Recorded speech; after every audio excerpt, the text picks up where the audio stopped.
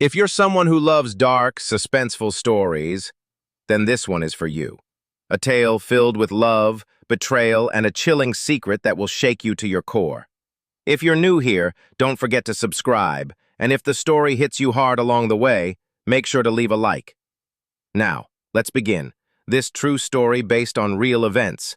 She thought his love was pure. Now she's buried with the secrets he swore to protect. The rain hadn't stopped in 2 days. In the small town of Langley, Oregon, the sky remained gray, as if mourning something no one had found yet. Claire Monroe sat in her usual corner of the school library, the steady tap of raindrops against the window almost as comforting as the dog-eared book in her hands. She preferred fiction, but lately she kept rereading true crime, stories where the ending made sense, where justice was clean and motives were explained. Her world was quiet, neat, predictable, until the boy arrived. Daniel Cole transferred mid-semester, something that never happened in Langley. Most families had lived here for generations. He was different, tall, pale, and with eyes that looked like they belonged to someone who had seen far too much. Claire noticed him the first time he walked past her table, trailing the scent of rain and something unfamiliar. He didn't smile. He didn't speak. The second time he stopped. "You always read this late?" Claire blinked. Few people at school ever talked to her. Most found her too quiet, too strange. "It's the only place that feels real," she replied, surprised by her own honesty. Daniel tilted his head. "Real? How?" "Books don't pretend. People do." For a moment he didn't answer. Then, with a small smirk, he pulled out the chair across from her and sat down. "That's exactly why I avoid people too." His voice was soft, almost deliberate, like each word had been chosen with care. That first conversation lasted only 5 minutes, but it left Claire breathless, heart racing in a way she hadn't felt before. They began meeting more often, accidentally at first, then intentionally.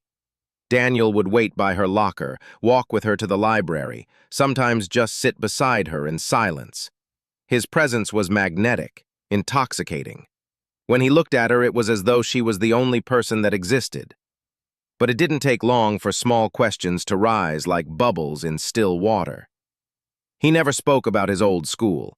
He dodged personal questions. When she asked where he lived, he vaguely said, "Near the woods." No photos on his phone, no social media. He carried a worn black journal everywhere but never let her touch it. One day, walking home beneath a shared umbrella, Claire glanced up at him. "You ever gonna tell me what you're running from?" He paused mid-step. Rain hit the plastic canopy like tiny gunshots. His jaw tightened. "I'm not running," he said quietly. "I'm just trying not to be found." Before she could ask more, he changed the subject, asking about her favorite book. His charm returned like a mask being slipped back on, but that line stuck with her. Trying not to be found. Daniel made her feel wanted, seen in a way no one else had before. But there was a tension beneath his kindness, a thread she didn't dare pull. She told herself not to push, that everyone had secrets. Maybe some just ran deeper than others. Still, one thought began to fester as the days passed. Why was someone like him trying so hard to disappear in a town like this? And why did part of her feel like once she knew the truth, there'd be no turning back? The first time Claire noticed something was wrong, it felt small, like a draft from a window she couldn't find. Daniel had taken her phone to play music and returned it moments later. Later that night, she discovered her recent messages to her childhood friend Nathan were gone, deleted. She chalked it up to a glitch, or maybe she'd hit delete herself. She wanted to believe that. But the signs didn't stop. Daniel grew restless whenever another guy so much as said hi to her in the hallway. His jaw would clench, his hand tightening around hers as if to remind her she belonged to him. "They don't really see you," he'd whisper. "Not like I do." Claire laughed it off at first. It felt flattering, like love with teeth. But then on a Wednesday night, long after midnight, she heard a soft knock at her bedroom window. It was Daniel, soaking wet, pale. "I just needed to see you," he whispered. She let him in. He didn't explain why he was there or how he even found her window. He just curled up beside her and asked her not to leave him. She held him, unsure whether to feel cherished or afraid. And still, she stayed. The turning point came 3 days later. He'd left his jacket at her house after watching a movie. It was colder than usual, so she slipped it on. In the left inner pocket, her fingers brushed paper. Curious, she pulled it out. It was a photocopy of a missing person report. The photo was slightly faded, blonde hair, soft eyes. A girl named Emily Rhodes, age 17, last seen 2 years ago in Portland. Claire's stomach dropped. Her fingers trembled. The word missing was bold, stamped like a warning. That night she confronted him. She chose a public place, the park where they first held hands. Her voice was calm, but her heart raced. "I found something in your jacket." Daniel froze. She held up the paper. "Emily Rhodes. Who is she?" His face changed. Confusion, then fear, then something darker. But it passed like a cloud, and in its place, sorrow. Raw sorrow. "She was my girlfriend," he whispered, "back when I lived in Portland." Claire felt her chest tighten. "And she's missing." She was sick, Claire." His eyes filled with tears. "Not physically, emotionally. She lied to everyone, said I hurt her, said I was dangerous." He looked away, voice shaking. "One night she disappeared. They blamed me. I was questioned for weeks. My parents moved us here to start over." Claire didn't speak.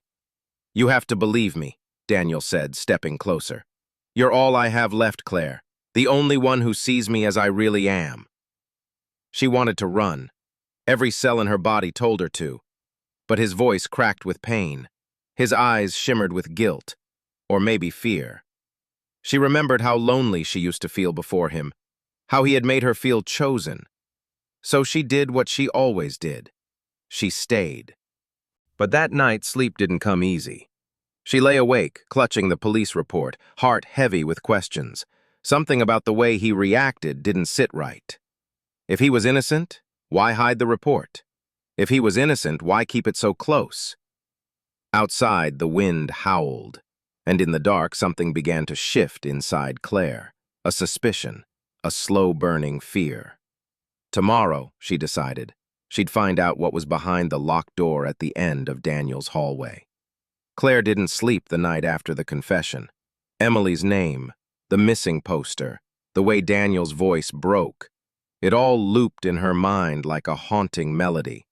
But underneath his vulnerability, something felt staged, scripted. And one detail she couldn't ignore kept clawing at her thoughts. Why did he still have the report if he claimed he was innocent? The next morning, Claire skipped school and walked the long stretch to Daniel's house, tucked on the edge of the forest. She told herself she'd talk, apologize for storming off. Maybe he deserved that much. But as she stood at his door and knocked, no one answered. The porch creaked under her weight. The overcast sky turned everything pale. She twisted the knob. Unlocked. He must have forgotten. Inside, the house smelled faintly of cedar, and something else. Metallic, almost sweet. She hesitated, then stepped in. "Daniel?" she called. Silence. She left the door cracked behind her, just in case. The living room was clean. Too clean. No photos, no personal items. As if no one really lived here. Her footsteps were muffled against the old carpet as she made her way down the hallway. It was narrower than she remembered. The end was darker. And there it was. The door. The one she hadn't noticed until the last visit. It stood slightly warped, its surface scraped, as though something had once tried to claw its way out. A thin crack ran down its center. And worse, there was that smell. A deep, sour rot. Claire stared at the doorknob. No lock on the outside. She reached for it, then stopped. What was she doing? But curiosity, or maybe survival, overruled fear. She crouched down, peeking through the keyhole. Nothing but shadow. Her fingers touched the cold knob again. Click. She jolted, not from the door, but behind her. Daniel's voice, low, quiet, dangerous. "What are you doing?" She turned slowly. He stood at the end of the hallway, eyes locked on hers, expression unreadable. I was just looking for you," Claire lied. "The door was ajar." He took a step forward. It was closed. "Daniel, what's in there?" Her voice shook. He didn't answer at first.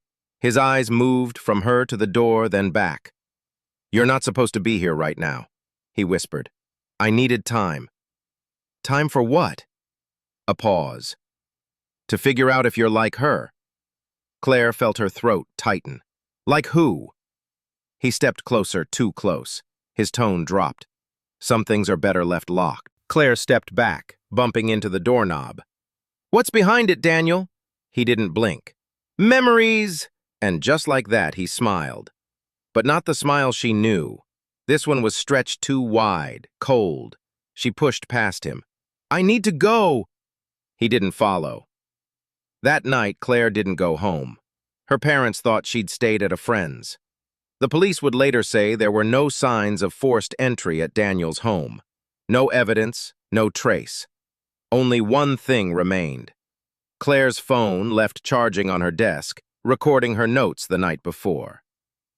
"If something happens, if I disappear, check the room at the end of the hall." It was the smell that gave her away. A group of hikers near the Langley Woods reported it first. Something foul, like rotting meat, drifting in the breeze behind an old cabin near the lake. The authorities arrived within the hour. By then, the flies had already gathered. "Shallow grave," the officer muttered, crouching near the disturbed earth. "Didn't even try to hide it." They brushed away the top layer of soil. Her hand was the first thing they saw, stiff, pale, fingers curled as if still clinging to something. Her body was curled awkwardly, as if she'd been pushed in. No shoes, just her jacket zipped to the chin. They found the phone inside the lining, still recording. The tech team pulled the audio file as the coroner zipped her into the bag. A girl's voice, shaky, barely a whisper. "If I don't make it back, there's something in that room. Please, please check the room." Her voice broke at the end.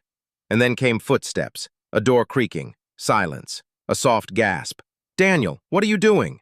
Then it ended. The audio sent shockwaves through the department. A search warrant followed, and within 48 hours they forced open the warped wooden door at the back of Daniel's house.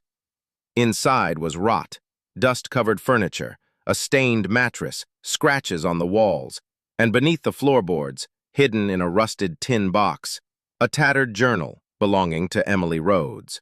Her writing was frantic, spiraling in tone. She wrote about Daniel's mood swings, his obsession, his paranoia. "He watches me sleep. He tells me I'm lucky. He says if I leave, he'll make sure no one else ever gets to have me." Her last entry was dated 2 days before she vanished. "I'm going to the police tomorrow. I don't care anymore. He's not who he says he is." She never made it. Investigators reopened Emily's case. Witnesses began to speak, quietly at first. Neighbors recalled screaming one night. A local store clerk remembered Emily showing up with a bruised wrist. No one had connected it. No one had asked enough questions. Until Claire. Daniel was arrested that night without incident. He didn't resist. When asked where Emily's body was, he just smiled. "I never said there was a body." The trial began 6 months later. Claire's parents sat in the front row, her mother gripping a tissue until her knuckles turned white. The prosecution played the audio from the phone. Gasps echoed across the courtroom. Daniel sat expressionless. A behavioral psychologist testified, diagnosing him with obsessive delusional disorder. He didn't believe he was hurting them. He believed they were betraying him. "They promised love," he said once flatly during cross-examination. "They broke it." "You killed them because of that?" the prosecutor demanded. Daniel leaned in, voice calm. "I kept them."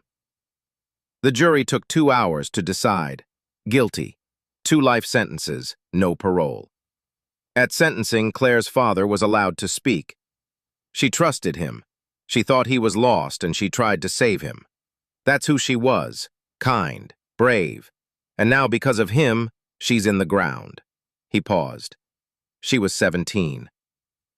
Outside the courthouse, rain began to fall. Back in Langley, the library table where Claire used to sit remained empty. Students left notes there. Flowers, quotes from her favorite books, whispered apologies. But one message stood out, scribbled on a torn sheet of paper. She warned us. We didn't listen.